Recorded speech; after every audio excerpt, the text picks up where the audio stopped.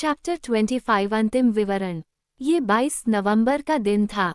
अंतिम प्रस्थान 10 दिन बाद होना था। इसे सुखद अंत तक पहुंचाने के लिए अभी भी एक ऑपरेशन बाकी था, एक नाजुक और खतरनाक ऑपरेशन जिसमें अनंत सावधानियां बरती जानी थीं और जिसकी सफलता के खिलाफ कैप्टन निकोल ने अपना तीसरा दांव लगाया था। ये वास्तव में बंदूक को लोड करने और उसमें 400,000 पाउंड गन कॉटन डालने से कम नहीं था। निकोल ने, शायद बिना किसी कारण के, सोचा था कि इतनी बड़ी मात्रा में पाइरोक्साइल को संभालने से गंभीर आपदाएं होंगी और किसी भी स्थिति में यह अत्यधिक विस्फोटक द्रव्यमान प्रक्षेप्य के दबाव में खुद ही प्रज्वलित हो जाएगा। इसके अलावा अमेरिकियों की लापरवाही से भी गंभीर खतरे बढ़ गए थे, जो संघीय युद्ध के दौरान अपने मुंह में तोप का सिगार भर लेते थे। लेकिन बार्बिकेन ने सफल होने का मन बना लिया था और बंदरगाह में डूबने का इरादा नहीं था, इसलिए उसने अपने सबसे अच्छे कामगारों को चुना, उन्हें अपने पर्यवेक्षण के तहत काम कराया और समझदारी और सावधानी के बल पर उसने सफलता की सभी संभावनाओं को अपने पक्ष में कर लिया। सबसे पहले उसने ध्यान रखा कि वह अपने सभी सामान को एक साथ स्टोनी हिल के घेरे में न ले जाए। उसने उसे धीरे धीरे सीलबंद बक्सों में सावधानी से पैक करके मंगवाया। 400,000 पाउंड पाइरोक्साइल को 500 पाउंड के पैकेट में बांटा गया था, जिससे पेंसाकोला के सबसे चतुर कारीगरों द्वारा सावधानी से बनाए गए 800 बड़े कारतूस बने। प्रत्येक डिब्बे में 10 कारतूस थे और वे टेम्पा टाउन के रेलमार्ग से एक के बाद एक पहुंचे। इस तरह से घेरे में एक बार में 500 पाउंड से अधिक पाइरोक्साइल कभी नहीं होता था। जैसे ही ये पहुंचा, प्रत्येक डिब्बे को नंगे पांव चलने वाले कामगारों द्वारा उतार दिया गया और प्रत्येक कारतूस को कोलंबियाड के छेद में ले जाया गया, जहां उन्हें लोगों द्वारा संचालित क्रेन के माध्यम से उतारा गया। हर भाप इंजन को बाहर रखा गया था और 2 मील के दायरे में छोटी छोटी आग को बुझा दिया गया था।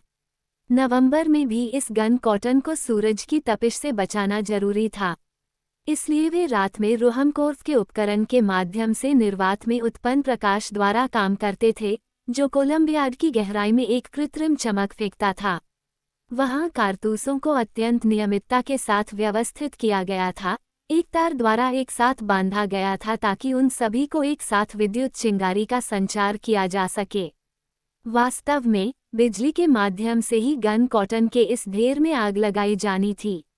इन सभी एकल तारों को पृथक सामग्री से घेरकर एक संकीर्ण छेद में एक में लपेटा गया था, जो प्रक्षेप्य को जिस ऊंचाई पर रखा जाना था वहां छेद किया गया था। वहां वे मोटी धातु की दीवार को पार कर गए और चिनाई में जानबूझकर बनाए गए वेंट होल में से एक से सतह पर आ गए। स्टोनी हिल के शिखर पर पहुंचने के बाद 2 मील की दूरी तक खंभों पर टिका हुआ तार एक गैर चालक उपकरण से गुजरते हुए बंसन के एक शक्तिशाली ढेर से टकराया। इसलिए उपकरण के घुंडी को उंगली से दबाना ही काफी होगा ताकि बिजली का कट तुरंत स्थापित हो जाए और 400,000 पाउंड गन कॉटन में आग लग जाए। ये कहना शायद ही जरूरी हो कि यह केवल आखिरी क्षण में किया जाना था। 28 नवंबर को 800 कारतूस कोलंबियाड के निचले हिस्से में रखे गए थे। ऑपरेशन का वह हिस्सा सफल रहा था, लेकिन राष्ट्रपति बार्बिकेन को कितनी चिंता, बेचैनी और संघर्ष से गुजरना पड़ा। उन्होंने व्यर्थ ही स्टोनी हिल में प्रवेश वर्जित कर दिया था। हर दिन उत्सुक पर्यटक बाढ़ के ऊपर चढ़ जाते थे और कुछ मूर्खता को मूर्खता की हद तक धकेलते हुए गन कॉटन की गांठों के बीच आकर धूम्रपान करते थे। बार्बिकेन खुद को रोजाना गुस्से में रखता था। J.T. मैस्टन ने अपनी पूरी क्षमता से उनका साथ दिया, घुसपैठियों को भगाया और अभी भी जल रहे सिगार के सिरे उठाए जिन्हें यंकी इधर उधर फेंक रहे थे। यह एक कठिन काम था, क्योंकि 300,000 से अधिक लोग बाढ़ के चारों ओर जमा थे। माइकल अर्दन ने स्वयं को बंदूक के मुंह तक इन बक्सों को ले जाने की पेशकश की थी, लेकिन जब वह उन घुसपैठियों को बाहर निकाल रहा था जिनके सामने वह ये दुर्भाग्यपूर्ण उदाहरण प्रस्तुत कर रहा था, तो उसने उसे मुंह में सिगार लिए हुए पकड़ लिया, जिसके बाद बंदूक क्लब के अध्यक्ष ने देखा कि वह इस साहसी धूम्रपान करने वाले पर निर्भर नहीं रह सकता था और उसे उस पर विशेष निगरानी रखने के लिए बाध्य होना पड़ा। अंत में तोपखाने के सैनिकों के लिए भी एक ईश्वरीय कृपा थी, कुछ भी विस्फोट नहीं हुआ और लोडिंग खुशी से समाप्त हो गई। इसलिए कैप्टन निकोल का तीसरा दांव बहुत जोखिम में था। कोलंबियाड में प्रक्षेप्य को डालने और उसे गन कॉटन के मोटे बिस्तर पर रखने का काम अभी भी बाकी था। लेकिन इस ऑपरेशन को शुरू करने से पहले यात्रा के लिए जरूरी सामान को गाड़ी के डिब्बे में व्यवस्थित तरीके से रख दिया गया था। उनमें से बहुत सारे थे, और अगर उन्होंने मिशेल अर्दन को अपनी मर्जी से काम करने दिया होता तो वह जल्द ही यात्रियों के लिए आरक्षित सारी जगह भर देता। कोई भी कल्पना नहीं कर सकता कि वो मिलनसार फ्रांसीसी आदमी चांद पर क्या क्या ले जाना चाहता था, बेकार की छोटी छोटी चीज़ों का ढेर। लेकिन बार्बिकेन ने हस्तक्षेप किया और केवल ज़रूरी चीज़ों को छोड़कर बाकी सब चीज़ों को लेने से मना कर दिया। उपकरण केस में कई थर्मामीटर, बैरोमीटर और दूरबीनें रखी गईं। यात्री अपने पारगमन के दौरान चंद्रमा की जांच करने के इच्छुक थे, और इस नई दुनिया के सर्वेक्षण को सुविधाजनक बनाने के लिए उन्होंने बोयर और मॉडला द्वारा एक उत्कृष्ट मानचित्र लिया, मैपा सेलेनोग्राफिका, 4 प्लेटों में प्रकाशित, जिसे धैर्य और अवलोकन की उत्कृष्ट कृति के रूप में देखा जाता है। इसने पृथ्वी की ओर मुड़े चंद्रमा के उस हिस्से के छोटे से छोटे विवरण को बहुत ही सटीकता के साथ दर्शाया। इस पर पहाड़ों, घाटियों, गड्ढों, चोटियों, जलक्षेत्रों को उनके सटीक आयामों, वफादार स्थितियों और नामों में दर्शाया गया था।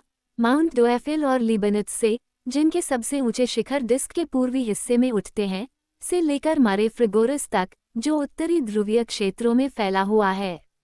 इसलिए ये यात्रियों के लिए एक बहुमूल्य दस्तावेज था, क्योंकि वे देश में कदम रखने से पहले उसका अध्ययन कर सकते थे। उन्होंने 3 राइफलें और 3 फाउलिंग पीस भी ले लिए, जिनमें भारी मात्रा में बारूद और गोलियां भी थीं।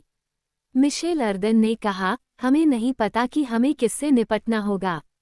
हमारे दौरे से इंसान और जानवर दोनों ही नाराज हो सकते हैं, इसलिए हमें सावधानी बरतनी चाहिए। व्यक्तिगत सुरक्षा के उपकरणों के साथ कुदालें, आरी और अन्य अपरिहार्य उपकरण थे। ध्रुवीय क्षेत्रों की ठंड से लेकर उष्णकटिबंध की गर्मी तक हर तापमान के लिए उपयुक्त वस्त्रों का उल्लेख नहीं किया गया था। मिशेल अर्दन विभिन्न प्रकार के कुछ निश्चित संख्या में जानवरों को लेना चाहते थे, प्रत्येक प्रजाति के नर और मादा को नहीं, क्योंकि उन्हें चंद्रमा पर सांपों, बाघों, मगरमच्छों या अन्य किसी भी हानिकारक जानवर को अनुकूलित करने की आवश्यकता नहीं दिखी। नहीं, उन्होंने बार्बिकेन से कहा, लेकिन कुछ उपयोगी जानवर, बैल या गाय, गधा या घोड़ा, परिदृश्य में अच्छे लगेंगे और बहुत उपयोगी होंगे। मैं आपसे सहमत हूँ, मेरे प्यारे अर्दन, गन क्लब के अध्यक्ष ने उत्तर दिया, लेकिन हमारा प्रक्षेप्य नूह की नाव नहीं है। यह आयाम और वस्तु दोनों में भिन्न है, इसलिए हमें संभावना की सीमा में ही रहना चाहिए। अंत में लंबी चर्चा के बाद ये तय हुआ कि यात्रियों को निकोल के एक बेहतरीन खेलकूद वाले कुत्ते और असाधारण ताकत वाले एक जोरदार न्यूफाउंडलैंड को अपने साथ ले जाने में संतोष करना चाहिए। सबसे उपयोगी बीजों के कई बक्से अपरिहार्य वस्तुओं में शामिल थे। अगर वे उसे अनुमति देते, तो मिशेल आर्डन उन्हें बोने के लिए मिट्टी की कई बोरियां ले जाता। वैसे भी उसने 1 दर्जन छोटे पेड़ लिए, जिन्हें सावधानी से पुआल में लपेटा गया और प्रक्षेप्य के एक कोने में रखा गया। फिर भोजन का महत्वपूर्ण प्रश्न रह गया, क्योंकि उन्हें चंद्रमा को पूरी तरह बंजर न पाए जाने की स्थिति से निपटने के लिए भोजन की व्यवस्था करनी थी। बार्बिकेन ने इतनी अच्छी तरह से प्रबंध किया कि वह 1 साल के लिए पर्याप्त भोजन ले गया। लेकिन आश्चर्य से बचने के लिए ये भी जोड़ना होगा कि भोजन में मांस और सब्जियां शामिल थीं, जिन्हें हाइड्रोलिक दबाव द्वारा उनकी सबसे छोटी मात्रा में दबाया गया था, और इसमें पोषक तत्वों की एक बड़ी मात्रा शामिल थी। बहुत ज्यादा विविधता नहीं थी, लेकिन इस तरह के अभियान में बहुत ज्यादा खास होना ठीक नहीं था। वहाँ केवल 2 महीने के लिए लगभग 50 गैलन ब्रांडी और पानी भी था, क्योंकि खगोलविदों के नवीनतम अवलोकनों के अनुसार किसी को भी चंद्रमा में बड़ी मात्रा में पानी की मौजूदगी पर संदेह नहीं था। भोजन के मामले में यह मानना पागलपन होगा कि पृथ्वी के निवासियों को वहां भोजन नहीं मिलेगा। मिशेल अर्दन को इस बारे में कोई संदेह नहीं था। अगर उन्हें संदेह होता तो वे वहां नहीं जाते। इसके अलावा उसने एक दिन अपने दोस्तों से कहा, हम पृथ्वी पर अपने दोस्तों द्वारा पूरी तरह से त्यागे नहीं जाएंगे और वे हमें भूलने का ख्याल नहीं रखेंगे। नहीं, निश्चित रूप से जे टी। मेस्टर ने उत्तर दिया। क्या मतलब है तुम्हारा? निकोल ने पूछा। इससे ज्यादा आसान कुछ नहीं, अर्दन ने जवाब दिया। क्या हमारा कोलंबियाड अभी भी वहाँ नहीं होगा? अच्छा, तो हर बार जब चांद शीर्ष पर होता है, अगर ऊपरी पर नहीं होता है, यानी साल में एक बार, तो क्या वे हमें प्रावधानों से भरा एक प्रक्षेप्य नहीं भेज सकते हैं, जिसकी हमें एक निश्चित तिथि तक उम्मीद करनी चाहिए? हुर्रे! जे टी। मेस्टन चिल्लाया। ये बिल्कुल भी बुरा विचार नहीं है। निश्चित रूप से हम आपको नहीं भूलेंगे। मैं आप पर निर्भर हूँ। इस प्रकार आप देख सकते हैं कि हमें नियमित रूप से दुनिया से समाचार प्राप्त होंगे, और हमारे लिए यह बहुत ही असहज होगा यदि हमें पृथ्वी पर अपने अच्छे मित्रों के साथ संवाद करने का कोई साधन नहीं मिलता है। इन शब्दों ने इतना आत्मविश्वास जगाया कि मिशेल अर्दन अपने शानदार आत्मविश्वास के साथ पूरे गन क्लब को अपने साथ ले जाते। उन्होंने जो कहा वह सरल, प्राथमिक और सफलता के प्रति आश्वस्त लग रहा था, और 3 यात्रियों के चंद्र अभियान पर उनका अनुसरण करने में संकोच करना इस धरती से घिनौना लगाव होता। जब अलग अलग वस्तुओं को प्रक्षेप्य में रखा गया तो विभाजन के बीच पानी डाला गया और प्रकाश के उद्देश्य से गैस डाली गई। बार्बिकेन ने 2 महीने के लिए पर्याप्त क्लोरेट ऑफ पोटाश और कास्टिक पोटाश लिया, क्योंकि उन्हें अप्रत्याशित देरी का डर था। एक बेहद सरल मशीन स्वचालित रूप से काम कर रही थी और अच्छी हवा के लिए तत्वों को गति में डाल दिया। इसलिए प्रक्षेप्य तैयार था और केवल एक ही काम करना बाकी था, उसे बंदूक में उतारना, एक ऐसा ऑपरेशन जो खतरों और कठिनाइयों से भरा था। इस विशालकाय प्रक्षेप्य को स्टोनी हिल के शिखर पर ले जाया गया। वहां विशाल क्रेनों ने इसे पकड़ लिया और धातु के कुएं के ऊपर लटका दिया। यह एक चिंताजनक क्षण था। यदि जंजीरें भारी वजन के कारण टूट जाती तो इस तरह के द्रव्यमान के गिरने से गन कॉटन में आग लग जाती। सौभाग्य से ऐसा कुछ नहीं हुआ, और कुछ घंटों बाद प्रक्षेप्य डिब्बा अपने पाइरोक्साइल बिस्तर पर आराम करने लगा, जो वास्तव में एक उग्र तकिया था। इसके दबाव का एकमात्र प्रभाव बंदूक के चार्ज को और अधिक मजबूती से मारना था। मैं हार गया हूँ, कप्तान ने राष्ट्रपति बार्बिकेन को $3000 की धनराशि सौंपते हुए कहा। बार्बिकेन अपने यात्रा साथी से यह धन प्राप्त नहीं करना चाहता था, लेकिन उसे निकोल को ये धन देना पड़ा, जो पृथ्वी छोड़ने से पहले अपने सभी दायित्वों को पूरा करना चाहता था। तो फिर, मिशेल अर्दन ने कहा, अब मैं आपके लिए केवल एक ही चीज चाहता हूँ, कप्तान। वह क्या है? निकोल ने पूछा। यह इसलिए कि तुम अपनी बाकी 2 बाजी हार जाओ। इस तरह हम सुनिश्चित हो जाएंगे कि रास्ते में हमें रोका न जाए।